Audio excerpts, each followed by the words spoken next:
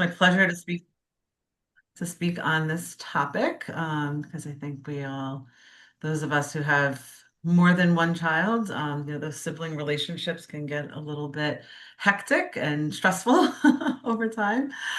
Just take a step back, I'm Dr. Lauren Tobin Puente. I'm a clinical psychologist. I'm the owner of a private practice, Connected Growth and Wellbeing. We do evaluations and ongoing therapy, psychotherapy, family therapy, parent-child work, parent coaching in Manhattan and Queens, and of course, virtually. I've spent many years working in preschools and early intervention and with kids with learning differences and special needs. But my sort of passion, one of my passions overall has always been supporting parents through, education and, just the general support and comfort and guidance that the parents often find that they need because parenting is not easy. So let's get into it. We're going to talk about the factors that impact sibling relationships, the pros and cons of those conflicts, and when relationships are complicated. We're going to think about various strength-based strategies to promote positive sibling relationships, and think about when situations arise when maybe further support might be necessary. So it's funny, Susan, because this is actually my second slide was to take a moment and think back. If you have a sibling of your own or had a sibling, you might be able to take a look back to your own relationship. If you have a memory of either the positive or the negative or both from when you were very young, maybe a little bit older. Um, did you fight like cats and dogs when you were younger and now you have a perfectly great relationship? Did your parents support positive relationships or kind of let you go at it and figure it out on your own? Um, Was there a particular time where your sibling relationship shifted?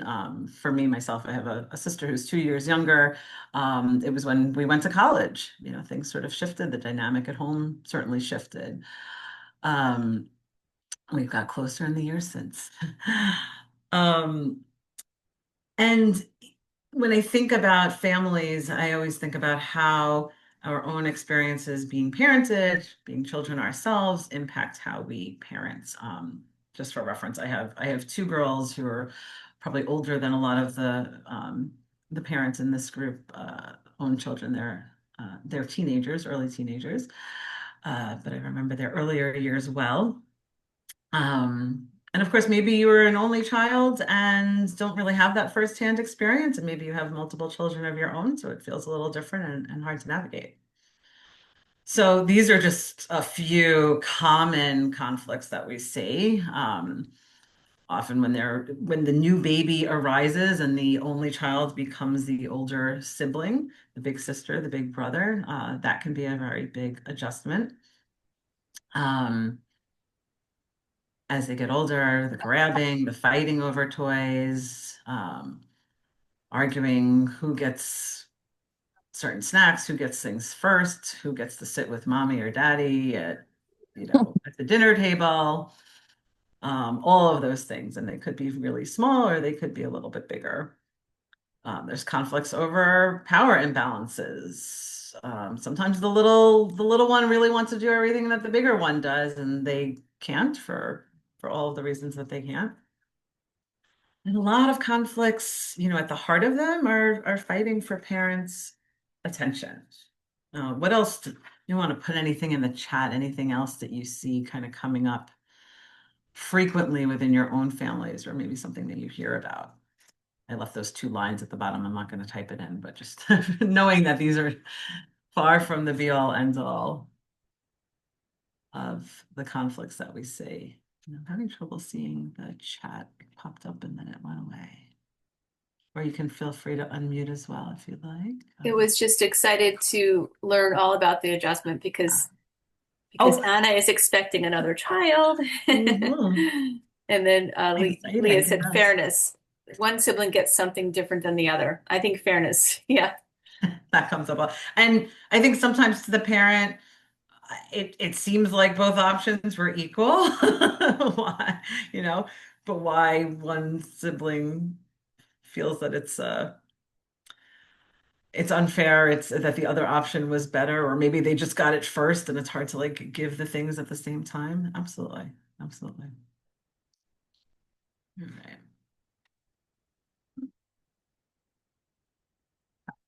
So, why do sibling conflicts emerge? There's a nice blog post by Sam Goldstein recently. And he says competition for resources, affection, and identity. I think that kind of sums up a lot, but we'll break them down a little bit. As kids need their parents' attention, and that can be really, really hard. Um, so many families I know have two children. I myself have two children. When I encounter families who have more than two children, I often just wonder how they find the ability to give that attention equally and fairly to all of the children, and what that looks like. And we'll talk about that a little bit in a minute. Um, but conflicts, we're going to keep coming back to the idea of this being a developmental process and something that is quite expected and quite normal. I don't love the word normal, but it's definitely fitting here. Um, Anytime there is more than one child in a family, and we'll think about the factors that play a role, to have these conflicts. And for one, it's a way to try things out because parents will say to me all the time, he only does that with his sister. She's only like that with her brother. She gets along great with all her friends. Teachers say she's the easiest person to put in a group because she gets along with everyone, but with her sibling or his siblings, she, has such a hard time. And all of a sudden she seems like a bully.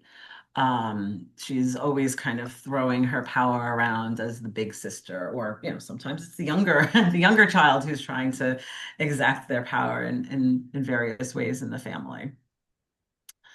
And we think about, as a developmental and relational psychologist, I think about the developmental piece and then also how relationships develop. And children begin their relationship journey, of course, with their parents, with their primary caregivers. And then if there's a sibling, that's a primary relationship. You're learning a lot from those interactions with that other child in your home. So those interactions can be somewhat of a trial ground or a rehearsal for other peer interactions. So some kids may know, like, oh, at school, we don't sit on top of other kids. We don't get too close. There's very strict boundaries. But at home, boundaries are different.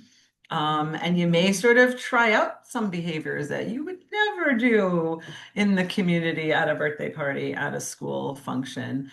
Um, because we know at the end of the day, and most families, like, parents are supportive and you can, don't want to say get away with things, but no one's going to admonish you from the family, and parents and siblings too are still going to love you at the end of the day. So you can kind of have a little bit more leeway to try things out.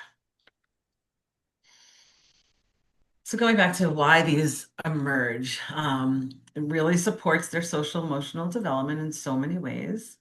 Um, It's funny, it says expected stage of development, and I would probably add an S to that stage and say stages of development, because like we said, there's those various various periods of time where those sibling conflicts can shift and change, going from when can we bring the baby back to the hospital? So who was it, Anna? You might hear that one. There's a great quote in Alicia Lieberman's book that says, "Can we just put the baby in the oven? I don't know if we'd eat him. He might be tasty, but like let's stick him in there for a while." A toddler might say that, obviously not understanding the repercussion or something like that, but really not understanding what a baby is about. It doesn't know how to speak or walk or play. So toddlers and even preschoolers may really not understand the purpose of the child, except that it's taking a whole lot of attention away from mommy and daddy because that little one really needs, especially when they're in infancy, a lot of care, a lot of feeding, a lot of attention. Um, but then, you often see as kids, as those babies, start toddling, literally. They start kind of moving around. They have more independence. They start asserting themselves. Well, all of a sudden now, this baby who used to kind of just sit there and cry and be disruptive that way, now they're getting into the older kids' belongings, knocking down their block tower, stepping on their toys, making a mess, um, and can really sort of interfere. So you have that additional stage. And then when kids start to get their sort of sense of selves, then that you get into those like concepts of like fairing. Well, why did he go first? Why does she get to sit there? Why does she get to have the only chocolate pop that's left when I wanted the chocolate pop, even though chocolate really wasn't really that important a week ago? So you see how these conflicts emerge, and they, align with the developmental stages of kids themselves, how aware they are of other people, how aware they are of those interpersonal dynamics as well. But all of these skills really help, all of these conflicts and interactions, and hopefully they're not all conflicts, and we'll get to that, really help kids to develop their ability to negotiate. So just figuring out how to stay in an interaction, hopefully that's the goal, to be able to problem solve and figure out a solution.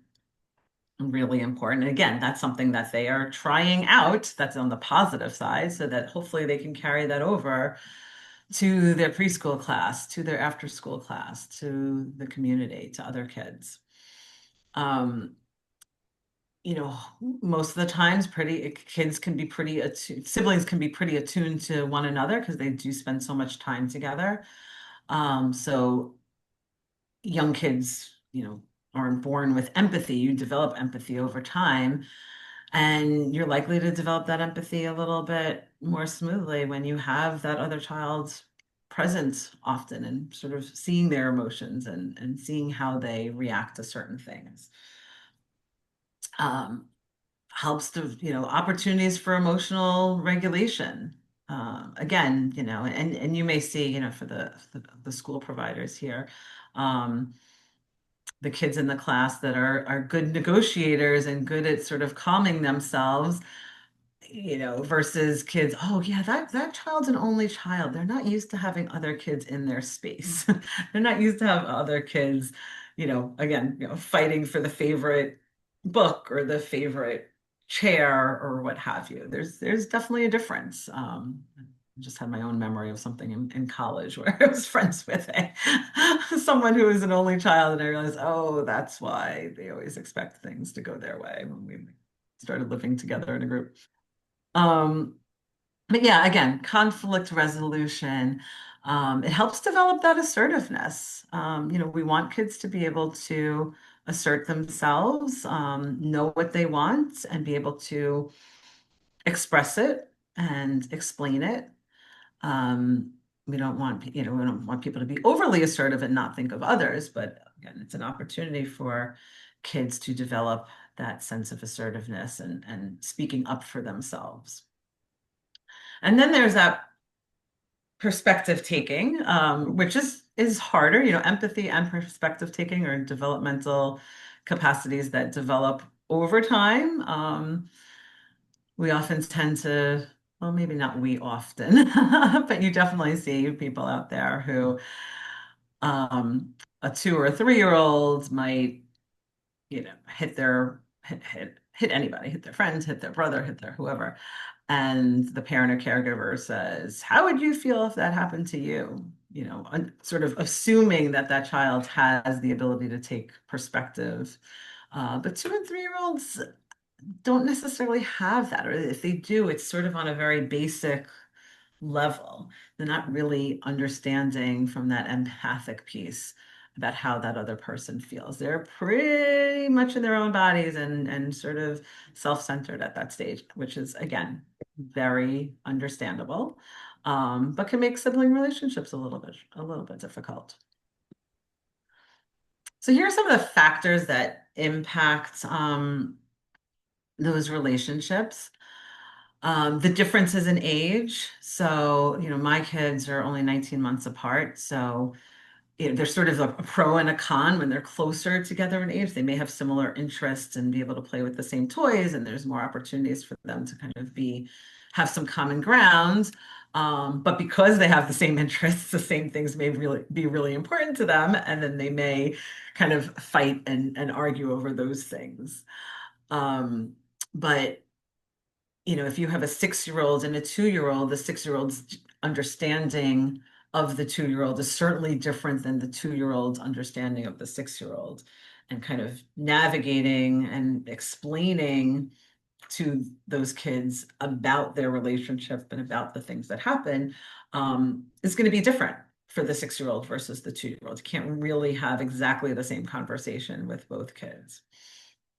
Certainly, like I said, the number of children, you know, the number of people in any dynamic, as it increases, the dynamic gets more complicated. So, if you have 2 children, it may be a little easier. If you have 3 or 4 or more, and those dynamics shift depending on who's in the room, who's involved, in the activity, in the interaction, in the conflict, that makes it certainly more difficult, probably keeping the parents on their toes even more.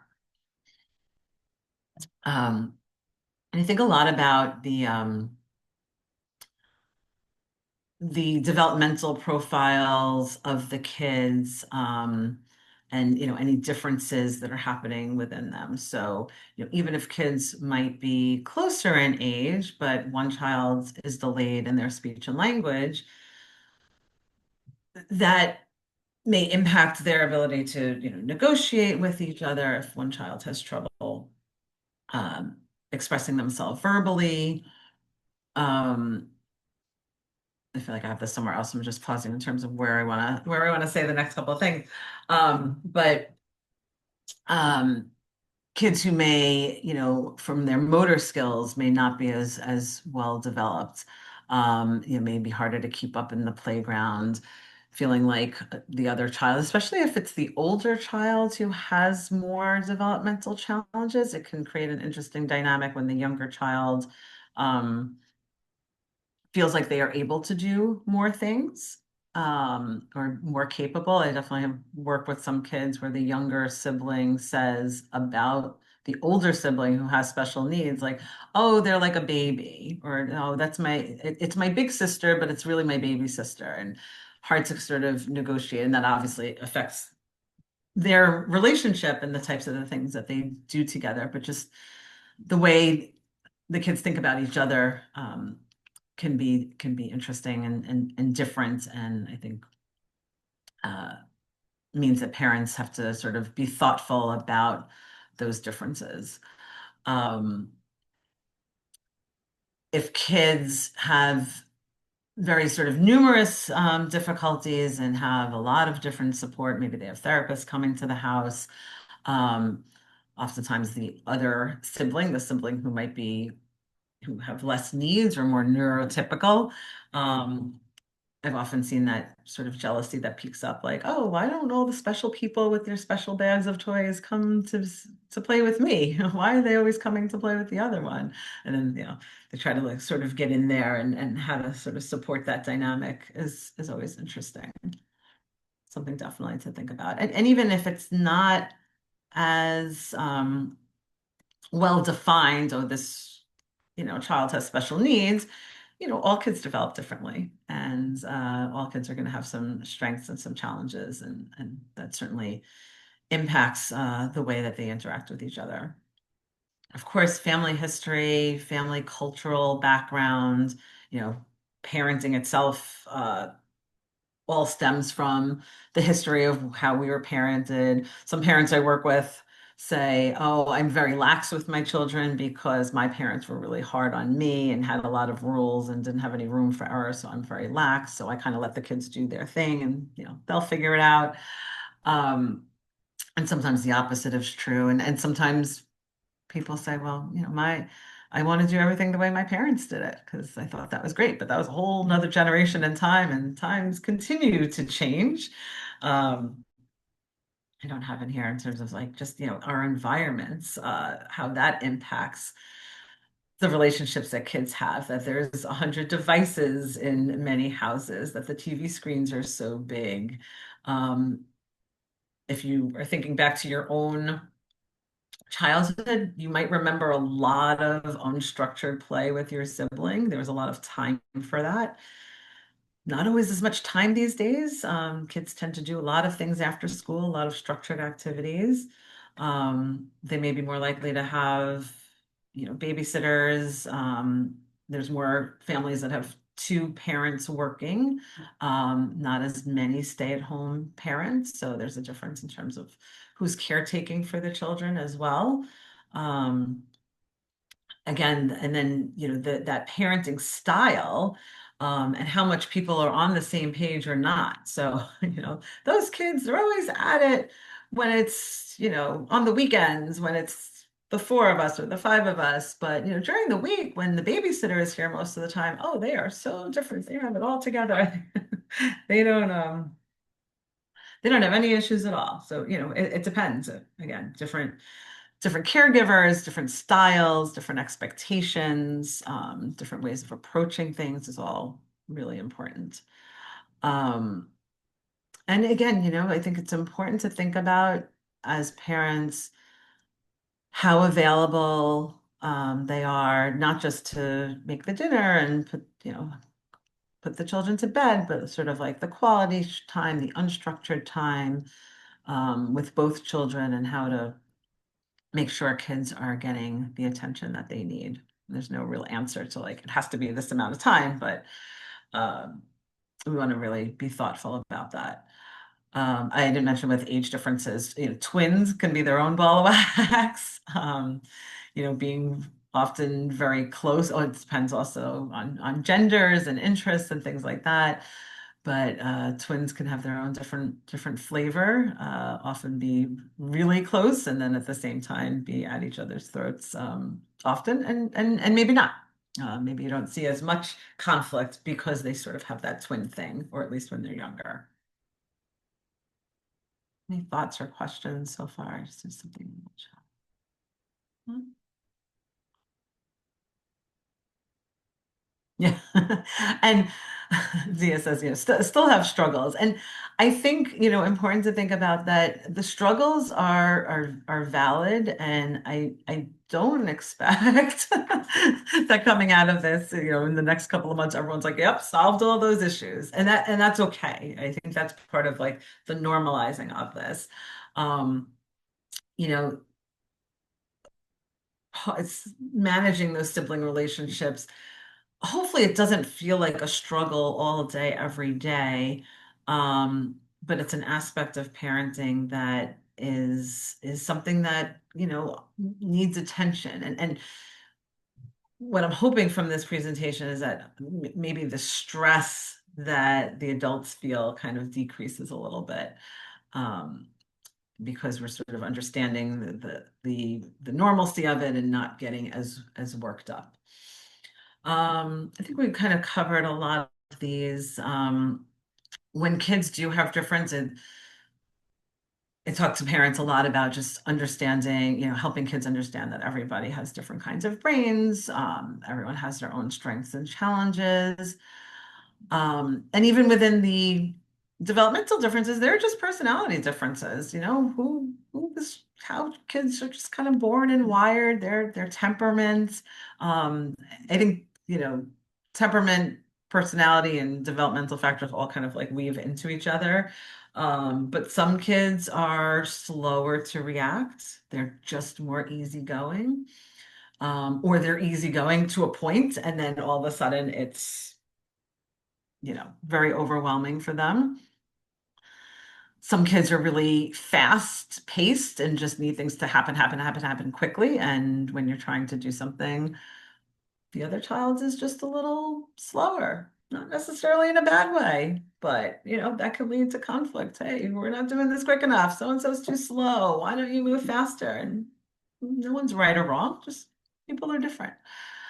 Definitely that temperament of how how easily upset or dysregulated kids get um, can make these things a little bit interesting and tricky to manage. It's sort of kind of easy if everyone's sort of well regulated and easygoing, but it's unlikely that that happens. And again, these are kids developing really fast socially and emotionally, and even if they are pretty easygoing most of the time at home with siblings, it's likely that you'll see those upticks happen. So I think one of the biggest questions is, when to intervene. And I think in our culture and society over the past generation or two, parents, think about helicopter parenting and things like that. Parents are more likely to like swoop in very quickly to try to solve kids' problems. We see that at school, so and so got into a tiff with another kid, and the parent is calling. Susan probably gets these calls frequently, like, "Oh no, this is happening. What do we do? How do we do it?" Like, it's years ago, it was more likely the parents say, okay, heard about this thing, let's see how it goes. And they'll intervene at some point when they feel like it rises to a certain level. And people say, as parents are working more and they're less available every single moment of the day, I think many parents feel like, okay, when something happens, they have to kind of swoop in and maybe make up for the time that they're not there. But, whatever it is, um, we the goal is really for kids to work things out on their own. So in some ways, we want to wait until there's really a safety issue. If it's a first time conflict, the kids are just, kind of arguing. Um, we would like to be able for them to just kind of figure it out on their own. That's going to help their self-esteem. That's going to help them feel confident as problem solvers to resolve conflicts on their own. They don't need to call the caregiver to help them figure it out. But of course, we're going to consider their age, their physical characteristics. If you have a 6-year-old who's screaming at an 18-month-old, we'll probably get in there a little sooner because, that 18-month-old can't really protect themselves. If the 6-year-old is someone who is more physical is more likely to hurt the child, then of course you want to get in there sooner. And hopefully if it's your own children, you sort of um, know their limits, and know, okay, yes, this is the time of the day where they start bickering, and usually they kind of like figure it out on their own in a couple of minutes. Um, we want them to problem solve and resolve their conflicts as independently and as much as possible. But we know that that's not always going to be the case. If there's things that continue to sort of arise, like every week, weekend comes, we're going out to dinner, there's always an issue about who's gonna, I don't know, who's gonna sit next to mommy or who's gonna get the first, whatever. Um, for those types of things, hopefully they can resolve them in the moment, but you can also talk about those things, kind of problem solve preemptively, discuss them when things are calmer. Um, Again, so you can help them sort of plan and say, hey, this seems to keep coming up every time we do this thing. You guys start to argue or complain and you get angry with each other. How can we address that if it's something that really keeps continuing to happen? Um, I'm just reading Anna's note. By safety issue, do we only consider physical damage or emotional too? Very, very, very good question. And it's not on the slide, so let's talk about it. I certainly mean physical, and want to be careful of that. And it's hard to draw the line with the emotional. How where do you which words are not okay? Um, and do kids necessarily understand that sometimes the tone is as important as the word? When it comes to things like this, I often suggest doing sort of like a family contract, as oftentimes you see in schools, where you say, like, in our classroom, we, keep our hands on our own bodies, we use our words when we can, that sort of thing. And maybe, for a family contract, we say, like in my family, like, you're not allowed to say shut up. In some families, people think that that's fine. Just me, my culture, my background, just my own being, like, I think that's negative. Like, we don't curse in my house, we don't say shut up. And I think a lot of times with parents and kids, you sort of do things in the aftermath because you didn't think that the child was going to say shut up. You never thought to, like, put that as a rule because it never happened before. Um, but yeah, if there's language, if there's that emotional piece, either preemptively is certainly fine. I like preemptive things, but if it emerges later, some kids are sensitive to, well, all of us, right? There's certain things that are sensitive. So for one kid, someone could say you're ugly, and the kid's like, I don't care. You can tell me I'm ugly. I know I'm not ugly, right? But your 3-year-old child might be, or 5-year-old child, let's say, is really sensitive to that word. And so if that word arises in a conflict, and that is just like a trigger, and as a parent, you're like, I don't want my child to ever be called ugly. That is hurtful to them. They're telling me that that doesn't feel good. It makes them feel ugly and not good. Then yeah, I would make sort of set that as a boundary and a guideline. Um, and maybe intervene a little more quickly when you see those things happen.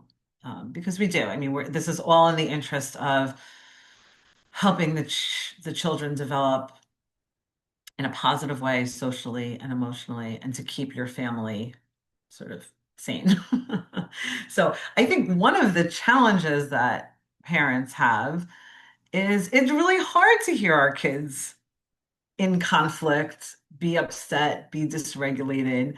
Uh, again, just like when administrators get calls about, kids at school, like, we want to solve kids' problems. We don't want them to be burdened. We want to help them feel better and make them feel good. So what do we do as parents to be able to say, okay, let me give them a couple of minutes.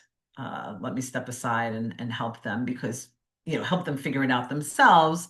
I think they have the tools to do it. This sounds like something that they've been arguing about before. And again, they sort of can resolve it on their own. They don't need my help, but I'm going to keep an ear out. I'm going to keep an eye out to make sure it doesn't escalate or get worse for whatever reason that it is. Um, We'll get to that a little bit more in a minute. Oops, I went too far. Okay. This is one of Alicia Lieberman's quotes, and this book is great. I think I mentioned it last year at our last talk, but she has a nice little part on sibling rivalry, sibling relationships. But she says, at first, the parent needs to take on the role of moderator. Um, Gradually, the children. So this is, when you do intervene, you're moderating, you're not taking sides. But gradually, the hope is, and the plan is, that the children will internalize this role and learn to exercise it themselves. So, parent may say, okay, you're feeling this way, you're feeling that way. Let's figure out how to come to this together. But after some practice, and again, that's not tomorrow, that's not next month, that's, with time and development. We can't give 2-year-olds all of these tools and expect them to run with it. As their cognitive skills develop, as their language skills develop, as their perspective taking develops, they'll begin to internalize this ability to negotiate and then learn to execute it themselves. So as I mentioned, as the parents, you are on all of your kids' sides, hopefully. And sometimes you're one of the kids is wrong. And again, if hitting is not allowed in your family and someone hits the other one, then no, that's not okay. But validating the emotion, validating how upset they are, um, making sure the children know that you're on their side is really important. Modeling the problem solving, hearing each side of the story, figuring out how to come to some resolution that hopefully both can agree with. Or even if it's a take turns, like, okay, last time, and actually, you know what? My older kids do this too. Like, wait, you're sitting closer to the TV, like at the dinner table. We don't have a TV right there. And we're supposed to take turns, but you forgot. And then, so I should do it two more times. Like, these things come up even as they get older. And that one they can figure out themselves. Usually they don't need me. But sometimes you need to separate the kids, right? Sometimes things are just too much, too overwhelming. It's not going anywhere. You gave them those few minutes.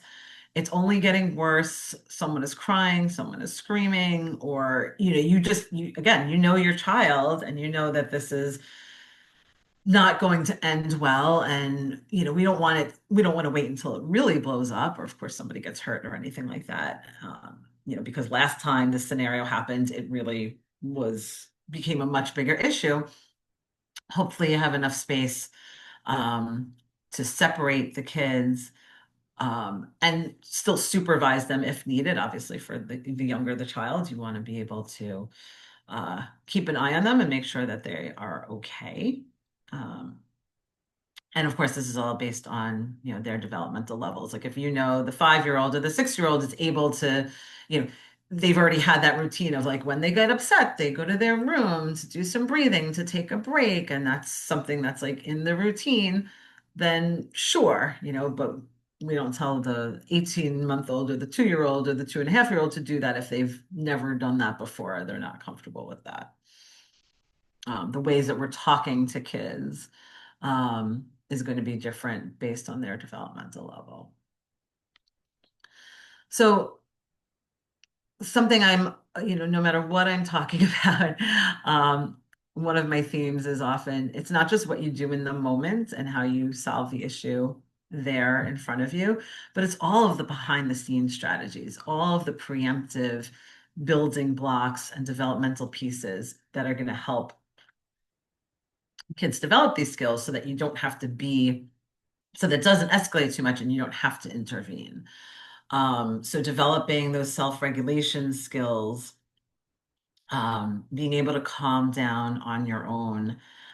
Some kids naturally their temperament, they do that easier than others. Other kids need a lot of support. Younger kids will need more adult support to do that. Not just yelling at kids to calm down. That's not usually the way that it works. Um, Using that, figuring out ways to problem solve and do that more independently about not emotional things. Like, oh, we're trying to take the bus to the art class and the snow, whatever, good example, like the bus isn't running. How should we solve this problem? What should we do?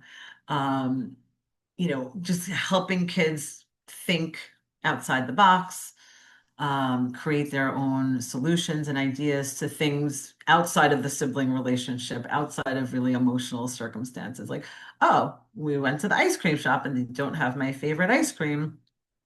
What should I do? Or the ice cream shop is closed. So, I could give 1,000 examples. But building that problem solving skill in a not emotional circumstance will help them have that basis for doing it during emotions. I saw a check thing comes up, but I can't always open it just because Zoom is Zoom. So I will open it when I can or there. Do you want me to read it? I can read it Sure, if you want. sure. Um, what do we do when the 3-year-old views getting some space, taking breaths as a negative, and the situation gets worse?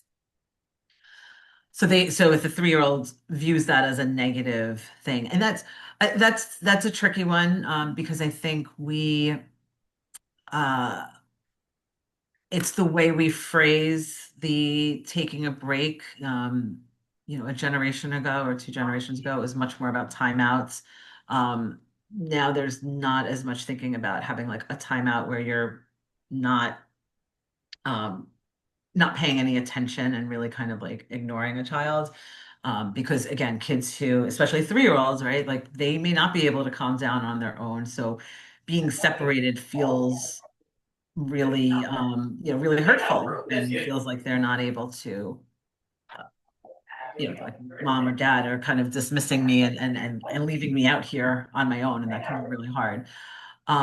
So again, it's that preemptive of having conversations before situations get big and say, hey, let's think about ways that we help ourselves calm and be okay when we're upset. And using yourselves as an example. You could say, oh, I was at work today and I had a really hard time. I got really upset with whomever. And I took a walk by myself and I took a break and I did my breathing.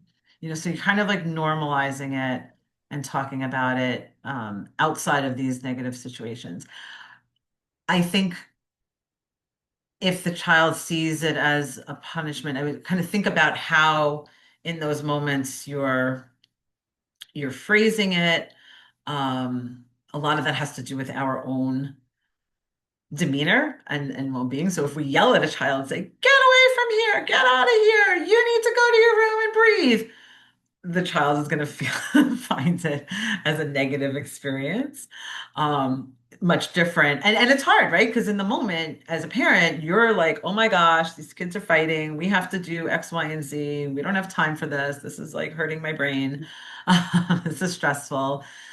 So keeping ourselves in check so we could say, get down on their level and say, okay, you know what? It looks like this is really becoming really hard for everybody. Maybe we can all kind of take a moment to move away. And I'll come check on you in a minute, or I'll come with you. It's hard, right? If you're one person and you want to be with both kids, it is hard to separate. So you want to be thoughtful about how to do that. Um, I see another couple of questions popping up, so I want to make sure we can get to them. I think Um, it was just a little like continuing conversation about that. okay, okay, got Um, it. Thank you. let's see, what do we do? Yeah, this punishment. Yeah. And then he said that seems to help. I Mhm. agree. I think sometimes I remember I used to work with someone who had 3 children, and there were times when she had like a gate that separated out the living room from the rest of the house. And she went into the living room behind the gate, and her children came up to the gate and said, "Mommy, why are you in there?" And she said, "I need to take a break. I need to Mhm. take a break from you." I'm feeling very stressed out. I don't know the word she used, but basically, the Mhm. children were very curious about why mommy had to take a break from them and their behavior. They were fighting, and they really they were able to take a moment and take a couple of breaths themselves because they were noticing mommy was taking her time out. So sometimes I think if we model that, like you said, of Yeah, taking some absolutely. time, it's very helpful.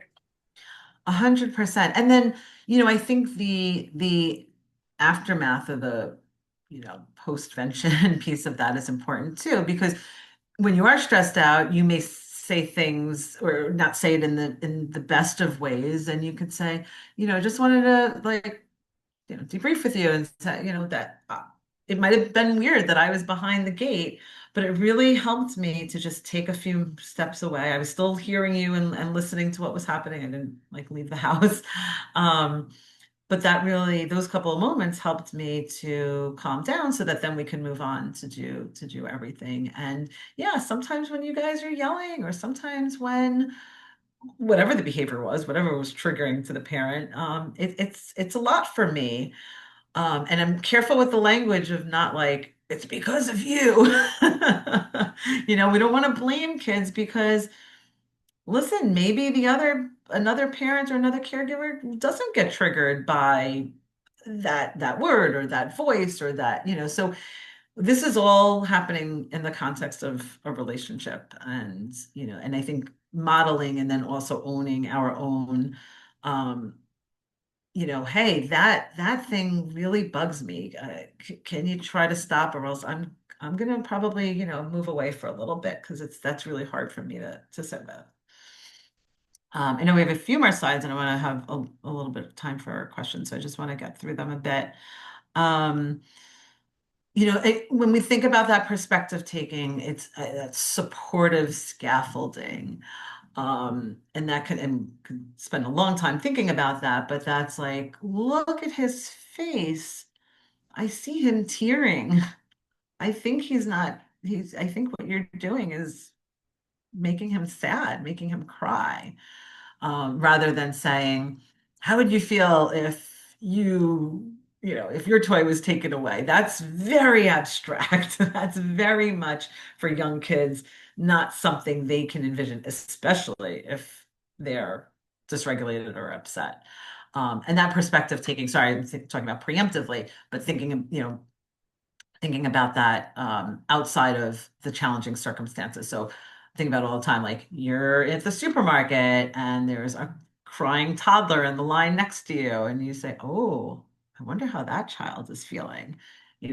Starting to build that in, noticing other people can help build that perspective taking. Um, Ensuring that parents have as much are able to give kids as much attention as they can. Um, Helping kids to understand themselves, what is triggering to them, what is important to them, what is something that riles them up. I said developing perspective here again. And just promoting that self-advocacy. Like we don't want kids to be overly assertive, but to also stand up for themselves. And that sibling relationship and conflict is a great way to do that. But you can practice that outside of those conflicts, making sure they stand up for themselves in other situations. Again, those non-emotional situations builds that building block to be able to apply it in a more emotional situation. What else do we have here? So we really want to think a bit about, who we are, like I said, in the context of these relationships. You may look at other families and be like, wow, those parents have it so easy. Those kids are so easygoing. They're always holding hands. They're never bickering. And our kids are totally the opposite. And that's okay. Everybody is different. But if a certain behavior, a certain scenario, conflict really irks you and your partner, your parenting partner is totally cool with it, then, it's okay. And we can own that and say, okay, I need to manage my own stress about this. This is something that's, hard for me to deal with. We can talk to other parents. That's often always really helpful. Other parents struggle with similar things, with different things, but we know we're sort of all in the same boat. Taking that time to reflect. Sometimes that's not in the moment or that day because we are all really, really busy. But making sure you carve out that time and say, wait a second, my kids have not been getting along as well, before bedtime. Like, what is that about? Has there been something that has changed? What can I do to help kind of bring it back? And what is it that is there something that I'm doing differently, or the other adults in the house doing differently that have contributed to that? I've worked with some families who have said, we just don't do anything together. It's two kids, two parents, and we just split up all weekends. Dad takes the little one, I take the big one, and we just do different things. That's very hard for me to hear. Um, I think in certain circumstances, yes, that might be important to kind of divide and conquer, maybe for those really challenging things. Maybe going to the doctor is really stressful. And sometimes it's like, oh, great, well, we'll go to the doctor at the same time. We don't like going to the doctor too many times a year. But if going to the doctor always ends up in a really challenging scenario for the kids, then maybe you divide and conquer. And we don't do that with both kids at the same time because it just becomes too much. Being careful with our assumptions and labels. And it was so funny because after Susan and I, like the week that we had been emailing about this topic a couple of months ago, I was getting my hair cut. And, I sort of try not to listen to everyone because, as a psychologist, you start thinking too much about everything.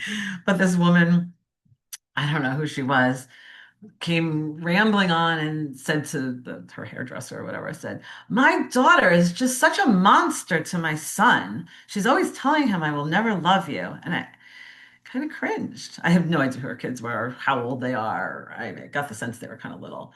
Um, but putting that word monster out there to me just seemed so damning. It seemed so I don't think I've ever called a child a monster, and I'm not quite sure how I would even ever apply that word. But and for this person, that seemed like the word that she wanted to apply. But if that's the word you're thinking of, is that the word that you're putting out there? Um, is that some sort of like a self-fulfilling prophecy, or what is it about what the child's doing that's really making you think that that child is a monster? So saying things like, "Oh, my child bullies the other one. My kid is the pushover." We want to really be careful about those labels because kids, if they don't hear it directly, I think will get that sense. Thinking about your role in the situation, avoid favoriting. Yes, it is likely that you may be a more similar personality to one child than the other, but it's so important to be as available to both of them as possible. Uh, Did you want to take a look at some of these? There was a couple comments. yes, in just one second, Okay. I know we're getting short on time, but I did want to think about some of the preemptive, like positive things to do. So, I definitely hope for everybody out there that it is not negative conflict all of the time.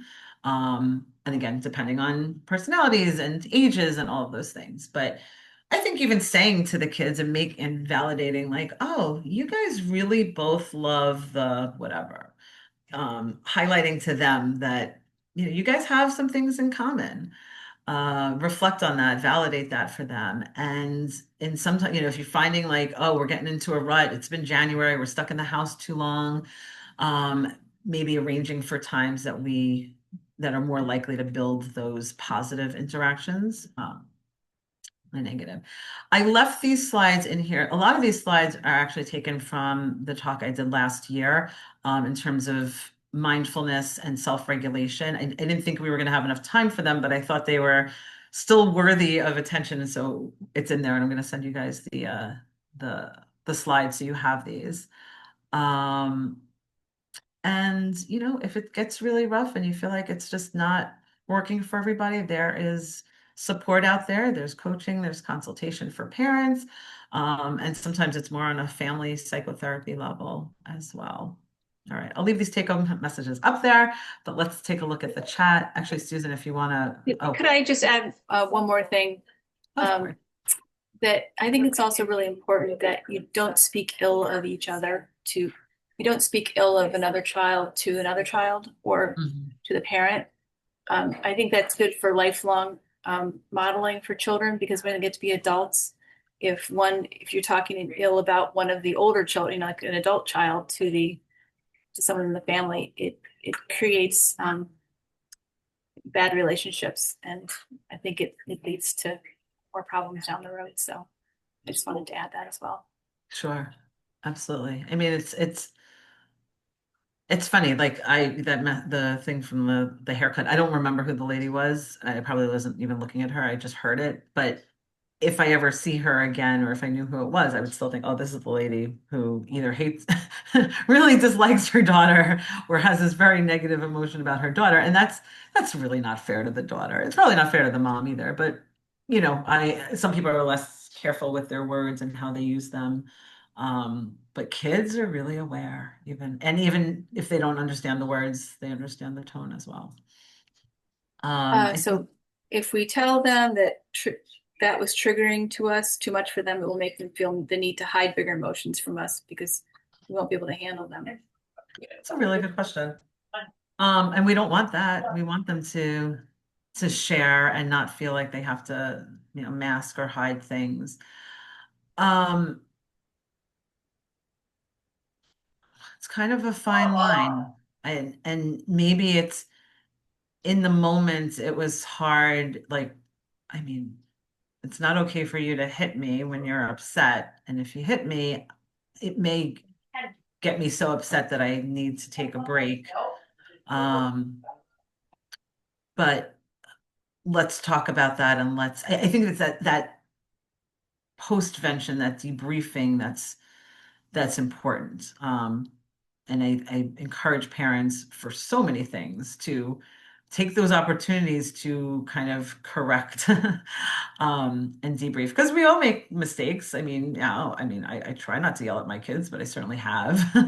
And most of those times later on, I'll say, yeah, I normally don't raise my voice that much, but that was very, what you said or what you did was very upsetting. And I think as you're keeping that open communication and you know, inviting kids to share, then you avoid them thinking, then they'll still feel safe to regulate. But, again, if their emotions are really big and really scary and maybe scary to other kids and too much, and that's the chance to say, okay, let's work on some of these calming techniques, because this is really important.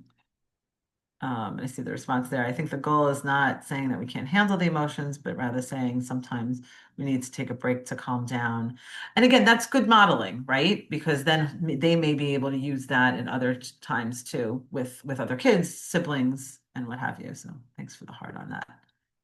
Appreciate that. Oh my gosh, 12:59. Any other thoughts and comments or questions?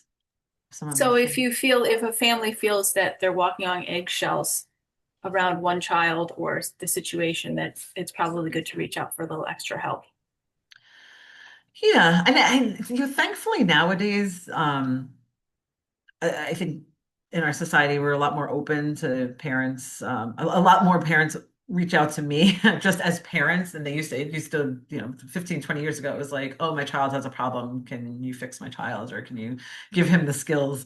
Nowadays, I think parents are understanding that they might be able to need some tips, some strategies, thinking outside the box, processing some of these things, because they've tried and tried, and it's hasn't done enough, or it hasn't worked, or they talk to their friends, they talk to their mom, they talk to their sister, and just parenting is hard.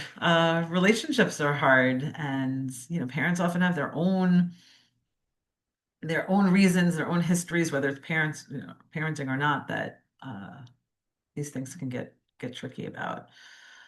So yeah, definitely. And sometimes those are like short-term things too, trying to get over like a developmental hump where, it's the new baby, or now the one child started going to school and the other child has mommy most of the day, but then the other child comes home from school. Sometimes there's just sort of like life transitions that need a little extra support. So, yeah. Thank you so much for everything, and appreciate all of your guidance. Oh, you're welcome. Happy to share and try to squeeze a lot of this all in. It was a It's lot. always interesting. It is a lot. I'm glad to have you all here, and feel free to reach out with other questions or thoughts or ideas. All right. Thanks so much everyone for joining. And again, I recorded it, and so I'll make a copy for everyone Perfect. Thank you, available. Susan. Okay, thank you. Take care, everyone. Have a good rest of the day. Stay warm. Bye. Bye bye. Thank you.